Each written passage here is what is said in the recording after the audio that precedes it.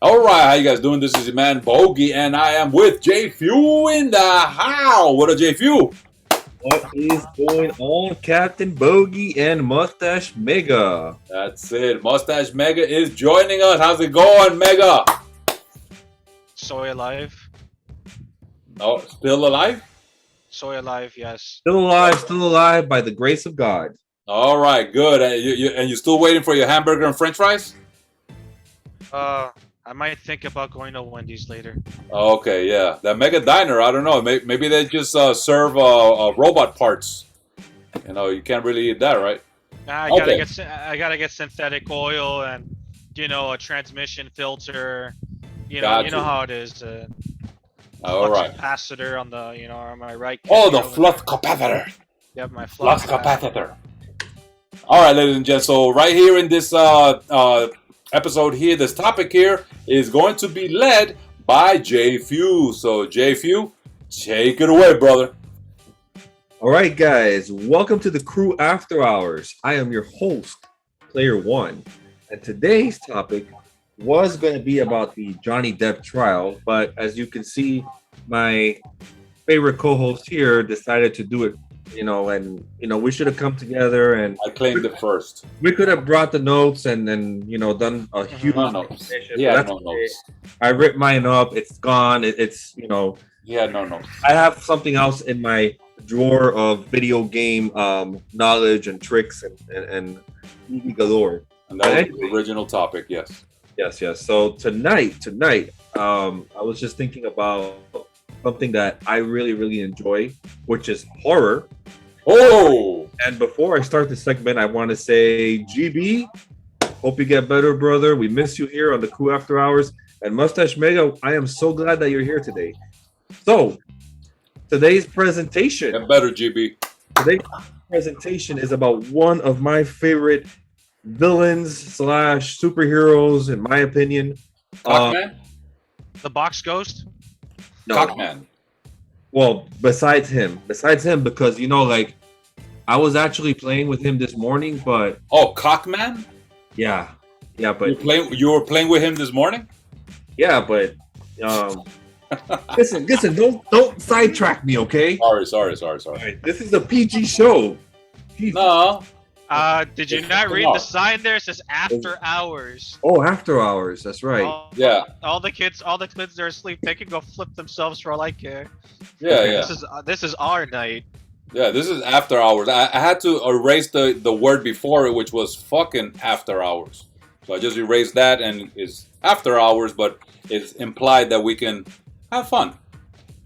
Okay. I see. Well, anyways, I want to talk today about one of my favorite characters of all time. He ruled the 1980s from 1980 all the way up till 1989. He was all over the movie industry. And this guy, I'm going to put the background right now. Nightmare on Elm Street. Here we go. Wait. Let us guess. Come on, make it exciting. From the 80s? So this is a monster? This is, I guess you could say it's a monster, yeah? Killer? A killer? Killer, perhaps? Okay. Chucky? Hold on a second. Damn it, why am I having technical difficulties? Well, if we're looking at 80s, we got Freddy Krueger, Jason. Well, Jason was past 89. He said up to 89. Up to 89. Oh, yeah. No, this guy was... You said 80 to 89, so stop changing the rules. I'm not changing the rules. I thought you got notes and you're proficient in this topic. Hold on a second, guys. Having a little bit of difficulty. All right, this is a little disappointing here. Okay, I thought we had this. I thought I taught you better. Give him a second. This is something else. All right, let's see. Who else? Hold on. Texas Chainsaw Massacre. Let's just say this guy, he made more horror movies in the 80s than any other horror character. Between 80 and 89. You guys already named him. Between 80 and 89? He made movies after that, but mostly in the 80s. No. You can't be changing up the rules, man. So he's been my presentation. I can say whatever I want. You're faking it. I mean, you sound like Amber Heard now. Oh my God. Oh. All right, here we go, buddy. Ooh, there we go. Wow, you're definitely like Amber Heard. See, this guy is almost as imposing as a 275-pound bogey. I was right. Yeah, you told me the films were after '89. No, these films were made from 1980 to. Well, the first Into the eight 90s. The first No. eight movies came out in the 80s. Okay? Yeah, Friday the So- 13th in 1980. Part 2, 1981. Yes. Part 3, I would have said 82. Jason too. So today, guys, I'm gonna go a little bit into the Friday the 13th films Oh. because yesterday was Friday the 13th. I know today's Saturday the 14th, but who cares? I'm gonna give you the kill count for each film, Uh-oh. top kills, my rating for the final girl of each scene. How powerful was she on a rating of 1 to 10? The setting where it took place and the victims. Nice. So, first film, the granddaddy of them all. Okay, back in 1980, Friday the 13th. This Wow. is the film where we first see a very, very young baby face, Kevin Bacon. And it is the first appearance of Pamela Voorhees. And the first time in a horror film where they refer to marijuana as grass. Oh, wow. So, the kill count in this movie is 10. The top kills in this film was an arrow through the throat and a clean decapitation by a machete. So I don't know if you guys remember that final scene where the final, where the girl, boom, with a machete cut off Pamela Voorhees' head. That was crazy. Yeah. But anyways, the final scene with the girl, my reviews of her is that she's strong, practical, realistic, and she has good fighting skills. Despite her taking a heavy beating, she is a strong role model for all the eventual girls that would come onto the film, and I give her a ranking of number 2 Wait, 2 out of what? out of 10. Out of all the films, she's number 2. Oh, okay. So there were 10 films, and you're saying she was the second best final girl? Second best, yes. Okay. Second best in my opinion. Oh, okay. So you got to explain that. Okay. Yeah. So the settings in this film take place in New Jersey, on Camp Crystal Lake, and of course the victims are the camp staff. Ah. Pobrecito. Yes. Okay. So well, now Friday the third. Yeah. Go ahead. No, well, yeah, I mean, she, what was it? She wanted revenge. He drowned. No one came to rescue. No one came to help him. Is that Yeah. how it 'Cause was? the counselors were too busy having sex. Yeah. Yeah. So damn horny teenagers. So Friday the 13th Part 2 takes place 5 years after the massacre. In Part 2, the counselors are setting up camp in Camp Crystal Lake. Of And course, having sex. exactly, when of course everything again happens again. And in this film, marijuana is now referred to as dope. Oh, So not grass. The kill count in Part 2 is 8 people, and the top kills in the film are the machete to the face. The guy in the wheelchair, he gets a machete to the face, and it sends him down down the stairs. I don't know if you guys ever seen that scene. Look it No, up. I don't remember that on YouTube. It is crazy. It was freaking awesome. So the final girl in this scene is tough. She is but she's more of a runner, more than a fighter. And however, in this scene, she does try to use a car to fight Jason, a chainsaw, and she even tries to use some psychology on Jason to fend him off. So I give her a rating of 3 for her, her strength in the, in the power rankings of all the chicks in the Jason franchise of films.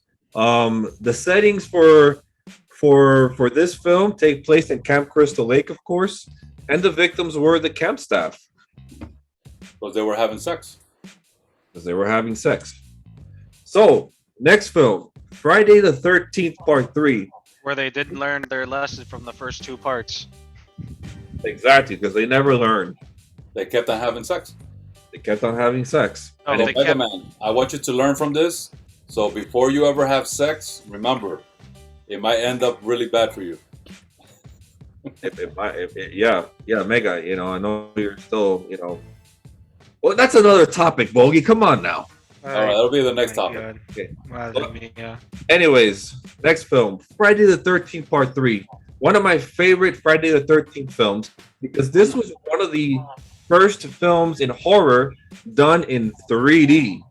Oh, nice.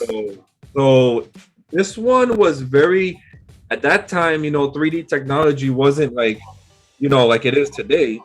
And it took a lot of work for them to do, you know, to get this film going with the 3D. But it's a pretty cool film to watch in 3D. And I highly recommend that you use the 3D glasses, because there was a lot of effects in this film where when you put on the glasses, especially like scenes where the guy's punching Jason, you see like his fist, you know, you put on the glasses and it looks pretty cool. So the sex must have really looked good. I don't know. There was, I think, not that many sex scenes. I think there was a couple, but wasn't anything crazy. It wasn't like Part 5. They're underage. Yeah. So anyways, the kill count here was 10. The top kills, in my opinion, are the bisection in... there's a scene where Jason grabs a spear and he sticks this guy in the upper section of his chest, and the spear goes right through. Jeez. That was my favorite top kill in that movie. Also, I forget his name, but the guy that looks like Richard. Oh, Dead guy number 3 or dead guy number 4? No, he gets his throat cut. Slashed? Yeah, slashed. But anyways, yeah. So that was one of the. His name is Shelly. His name is Shelly. So Shelly's playing around with a mask, and he goes into the farm, and we never see him again until later on, where you know, Shelly's always playing pranks on the counselors. So he appears with his throat slashed, and everybody thinks it's a joke. Like, oh, he's playing around, you know, good old Shelly. Yeah. He's actually been slashed, and he's dying there.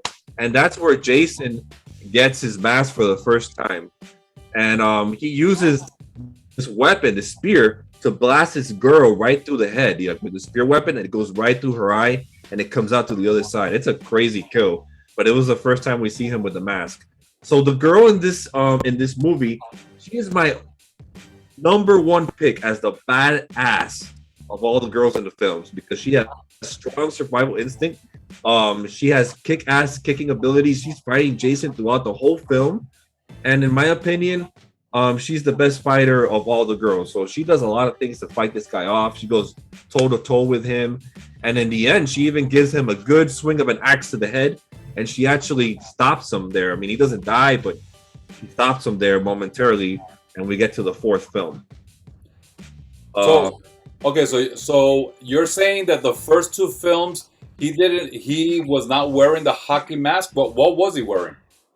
So in the first film, you don't see him. It's actually the killer is his mother in the first film. What's she wearing?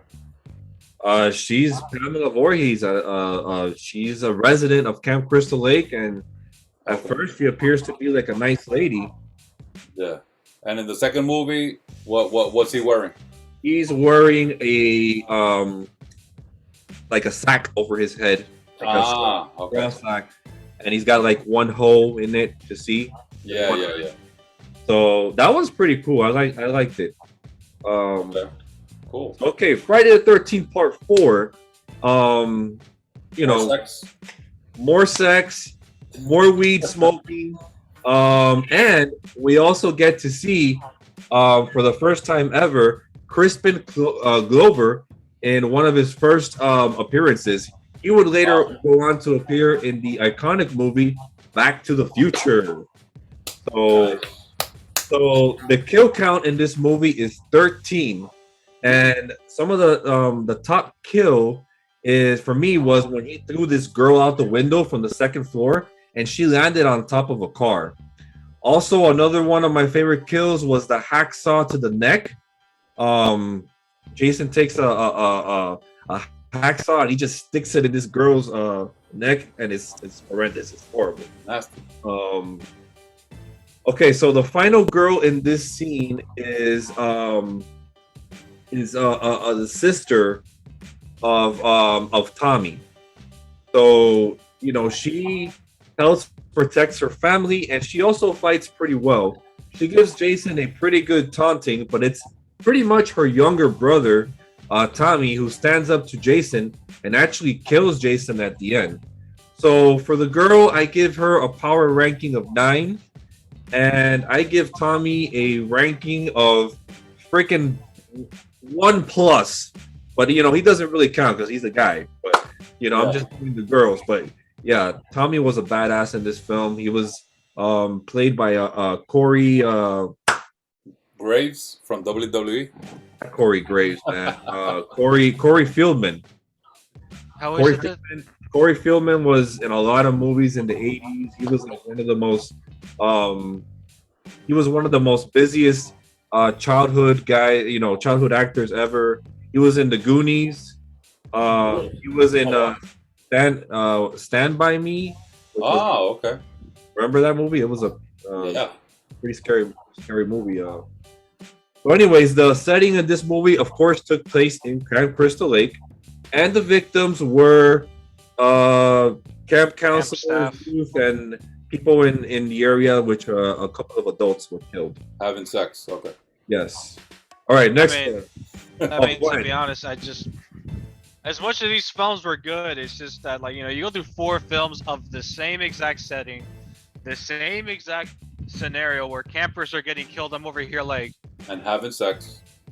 You think a scenario that already happened twice, by the 3rd time you're like, you know what, we should cut our losses. No, we can still come here. What's the worst that can happen? I don't know, a bunch of dead people just. The worst that can have sex and get killed. No, I just also.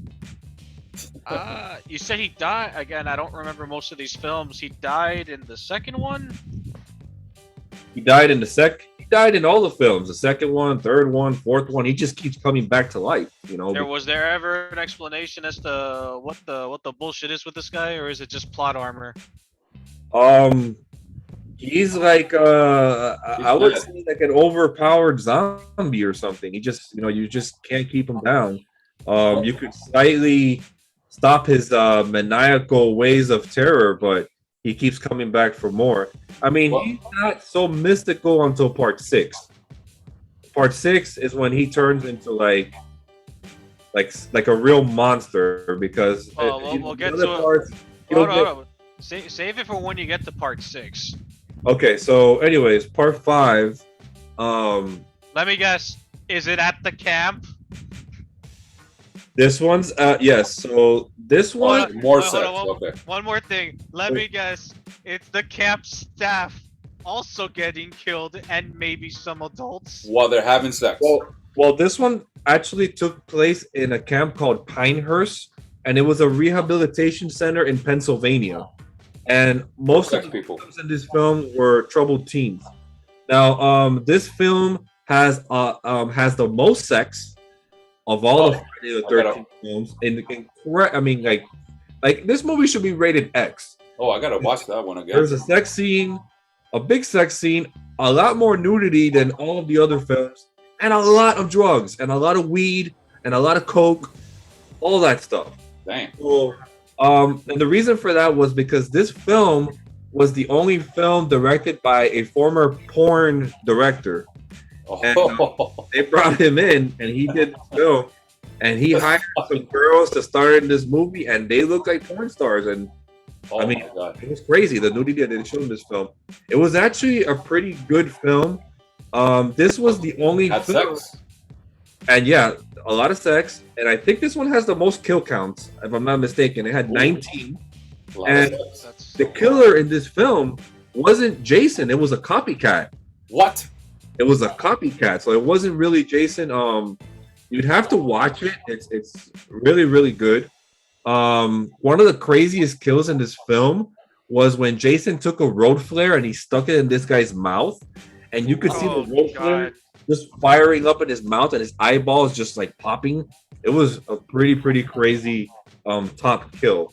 So the girl in this movie, she's a pretty good fighter. I like her a lot. She uses all kinds of tools to fight Jason, and in one of the best scenes, she uses a chainsaw against a copycat Jason, and she slashes him pretty good. In this film, it took a couple of people to put down the fake Jason, and in the end, they were able to keep moving forward. In part 5, we also see Tommy return as a teenager now. He's all 18 years old or whatever, and he's having psychotic episodes of what happened in part 4 with him, and the trauma that he went through when he killed Jason. He grew up, and he's traumatized from that, and so it's a pretty good film. I highly recommend this film. I'm definitely gonna watch it. The sex scenes. Yes, the sex scenes. Like I said, there's a lot of sex. There's a lot of nudity in this film. And the good thing about the Friday the 13th films is that they're not that long. They're an hour and a half. So you can watch like 2 or 3, binge watch, and they're a lot of fun. They never get boring. So, guys, if you haven't seen them, binge watch them. I guarantee you'll enjoy them. They're a lot of fun. Especially the sex. He does it without Yvonne knowing, which is why he stated, it's short. It's only an hour and a half. I know this for sure. Yes. So, technically, they did not want to bring back Jason after the 4 parts. They only wanted to do 4 movies. So, but he got so popular that the demand forced another production. And they brought him back from the dead supernaturally. In part 6, Jason was already buried in a grave. And Tommy wanted to make sure that Jason was gone forever. So he goes to visit Jason's grave, and he decides with his friend to, dig him up and destroy his body. And during this whole scene of him trying to uncover Jason and dig him up, for some reason, some lightning bolt hit the casket, and now Jason was brought back to life with supernatural abilities, powers. Now he, in this movie, he does look like a zombie. He looks totally, because he's been riding away for a while. And in this film, he's super powerful, super strong. He kills 17 people. And one of my favorite scenes in this movie, the top kill, is when he took this cop and he bended him backwards and he cracked his back. He took him and he bended him backwards with his arms, showing his super strength. Now the final girl in this scene wasn't really the final girl. She was the girlfriend of Tommy, and she helps Tommy try to fend off Jason, but she doesn't do much in this film, so she gets a rating of 8. Tommy's the real hero in this film. They end up at the lake, and Tommy's able, grown up Tommy now, he's able to tie a chain around Jason's head with a rock that he has on his boat, and Jason breaks the boat, and with the chain tied around his neck, the big boulder sinks, and Jason goes all the way to the bottom, and now he's stuck down there. So he didn't drown, but he's just stuck down there. So he's done in this film. Next film is one of my favorites. This is Friday the 13th, Part 7, The New Blood. And this takes place in Camp Crystal Lake. And the victims are the youth that are staying there, the teenagers, a mother, and also a daughter with PTSD. So, this one's pretty much kind of crazy. It's about a girl who has telekinetic powers, and when she was a little girl, she would go to the lake with her family, with her mom and dad, and they would just go there on vacation. But the dad was physically abusive towards the mom, and one day they were having a spat, and he slaps the mother, and she, the little girl runs to the lake and she jumps in a boat, and the dad comes out and tells her, Tina, get back inside the house. and she says, "No, Daddy, no more. You can't hurt my mom no more." And the dad says, "Come on, Tina, I'm sorry. I didn't mean to do it." And then she goes, "No, no more." And with her powers that she's not able to control, somehow the dad is standing on a bridge over the lake, and she breaks the bridge with her powers, and her dad falls to the bottom of the lake and he dies. So they never find the dad. And she returns there as a teenager, and one day she's there at the lake, and she feels really bad for what happened to her dad, and she starts thinking about bringing her dad back to life. And when she does that, she doesn't bring her dad back from the lake. She actually brings Jason, who's at the bottom of Camp Crystal Lake there, back to life, and now he's back. And now in this film, he kills 15 people. Wow. And yeah, 15 people in this film. And one of my favorite scenes is when Jason takes this girl who hides in a sleeping bag. He picks her up in the sleeping bag, and he rams the sleeping bag with her in it into a tree. Oh, I remember that. It was one of the most brutal scenes ever. There's actually an uncut scene of that was sent to the MPA for ratings, and they said, no, you cannot include that scene in the film. So they had to edit that scene and make it like feasible for a rated R rating. But I saw that scene in the movie. You did, but there was an even worse. He was saying the other scene was a lot more gory. A lot more gory. You can actually look it up on YouTube. You can see it there. So, like I said, in this film, Tina is the ultimate fighter in this film. She fights Jason with her telekinetic powers, and there's a lot of effects in this film. It's really cool. So I give this girl a ranking of number 4.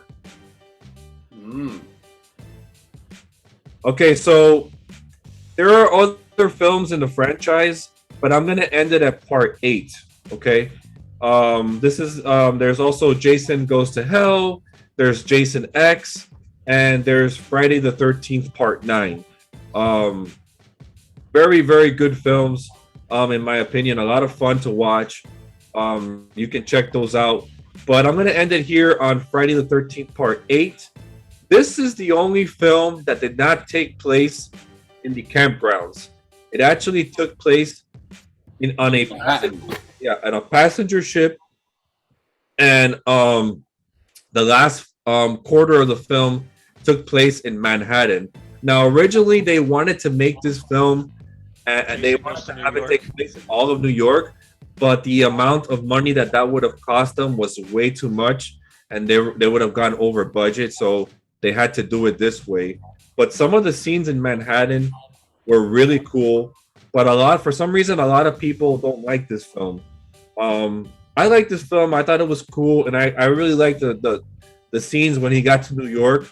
Those were iconic to me, especially the scene where he was walking down the Big Apple on Times Square and he kicked the radio, and the gangsters were like standing right there, and they took out their knives, and he just pulls up his mask and they all run away and all scared. I thought that was really cool. But anyways, in this film, 19 people were killed, and my favorite scene in this film is when Jason is on top of a building in Manhattan, and he's got this teenager who's he's into sparring and boxing, and he's boxing with Jason. Oh, I remember that scene. He tries to beat him up, and he can't. Yeah, like he's trying to fight Jason, and he gets really tired from punching him, and he tells Jason, "All right, your turn. Take your best shot." And Jason just grabs him, takes one shot, and he decapitates him. So that was my favorite kill scene. The final girl is another one that she's not so tough. She doesn't do much. She's always running away and I don't know. She doesn't do much like fighting with Jason. She's more of a runner. So I give her the lowest rating at 11. And like I said, the victims in this film are kids going on a field trip. So guys, you can take a look at the other films. Ooh, that's the bell. Jason Goes to Hell had a kill count of 26. Jason X had a kill count of 26. And Friday the 13th Part 9 had a kill count of 12. And reference to Jason X was that this was the only film that took place in the future and in space, yeah, but also in the future, and it took place in space on a space shuttle in the 25th century. So that was pretty cool. And then the last thing was I wanted to mention was the LJN game from Friday the 13th that came out for the Nintendo Entertainment System. You play as 6 camp counselors, and you know this game was pretty ambitious for its time. It plays out in an early open world experience. Instead of being a straightforward game, Camp Crystal Lake is a big circular area where you can walk around, filled with cabins, woods, and caves to explore. Each counselor has their own sets of I guess like skills. Like some are faster, some can jump. Some are faster, some are slower. And you get 6 of them to fight against Jason. So this LJN game is pretty cool. It came out in 1989. And then later on the PlayStation and Xbox, there was another Friday the 13th game that's pretty popular. And I highly suggest you check those out. And if you're a big Friday the 13th movie fan, they also have the 8 movie collection Steelbook Blu-ray set at Walmart for $51.92. You get the complete 8 film movie collection. Or if you want to do the whole series collection, that includes the Friday the 13th movies, the TV show series, and all the behind the scenes. They have a box set available on eBay for $169 on Blu-ray. Nice. So yeah, guys. Any thoughts about what I presented to you? What did for you guys growing up? What did Jason mean to you guys?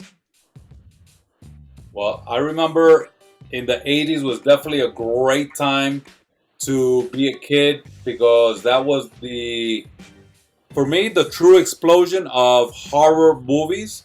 Of course, horror movies have been around for decades, 70s, 60s, 50s, 40s. But, you know, the 80s, I believe, was the mega blockbusters of horror. And this was definitely one of those characters that, you know, made me very scared to turn off the light at night. Great recap here. Really enjoyed hearing the statistics, the numbers, and after Mega mentions what he mentions, I want to give you guys my theory that I think is actual fact as to why Jason kept on coming back over and over. So Mega. My final thoughts. Well, I didn't grow up in the 80s, but I do remember watching. I remember watching a couple of them. To be honest, I mean, you know, the first one was one thing. To be honest, it just got boring. You know, you kept again. You know, had they stopped at 4 films, it would have just been another, you know, fantastic franchise. Everyone would have remembered that had 4 films, and you could have ended the story there. Instead, you know, I just think the continuation of it just kind of was.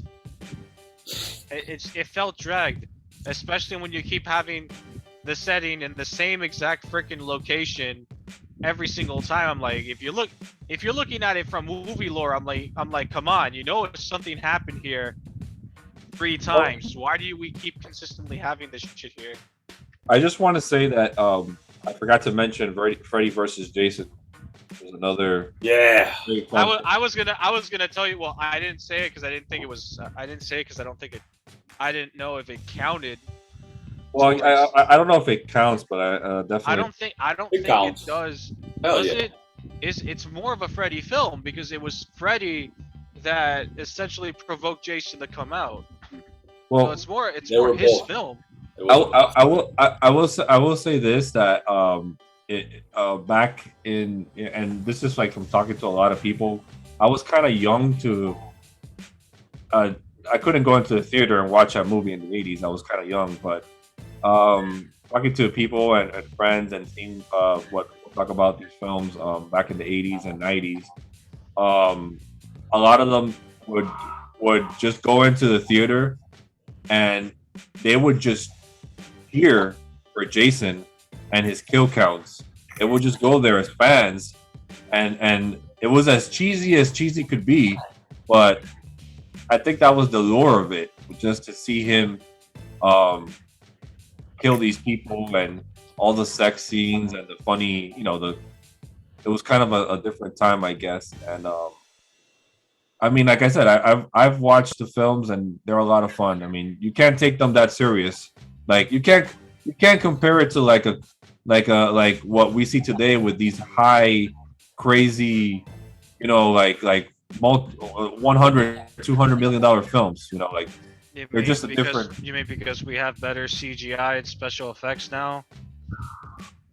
Well, yeah. I mean, over time, everything technology. No, yeah, that's what I'm saying. He's saying with these $200 million films, I'm like, yeah, it's because our technology is advanced, and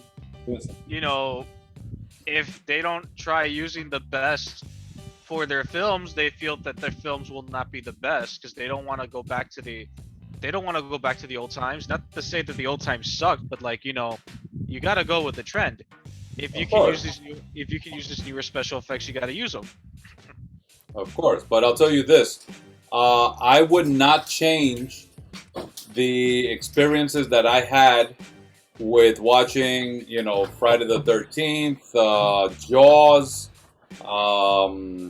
Halloween, whatever the special effects were at that point in time, they were so creative and imaginative and natural because there was no CGI. It was either do or die. And whatever they created, it definitely left a mark on that generation of feeling the reality. So CGI was not even necessary.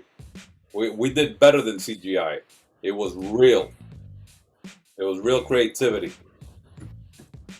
Bao Xiao. And J.F.E.W looked pretty cool when he was. You saw the screen. He was walking away. Yeah. And he walked right past Jason. He walked right past Jason like it was all good. Yeah, that looked really cool. What the hell? Hey, this is a bad time for him to have diarrhea. All right. Well, you know what? I'm gonna go ahead and stop this recording, and then here. So sorry, guys. Had a little emergency. Sorry. Quick. So sorry. Clean yourself up, because diarrhea takes a while to clean up, man. Oh no. Don't worry. Oh, I'm better now. All right. So I mentioned this because this recording has gone really far. So I'll mention something a little later on. So we're gonna go ahead and end this here. So guys, thank you so much for watching here. This season 2, episode number 30. J.F.E.W presenting us a very, very good Friday the 13th kind of behind numbers and stories of each one of those Friday the 13th movies. So I hope you guys really enjoyed it. So this is your man Captain Bogy saying, and thank you guys for watching the CREW After Hours. This is your man Bogy saying, enough said.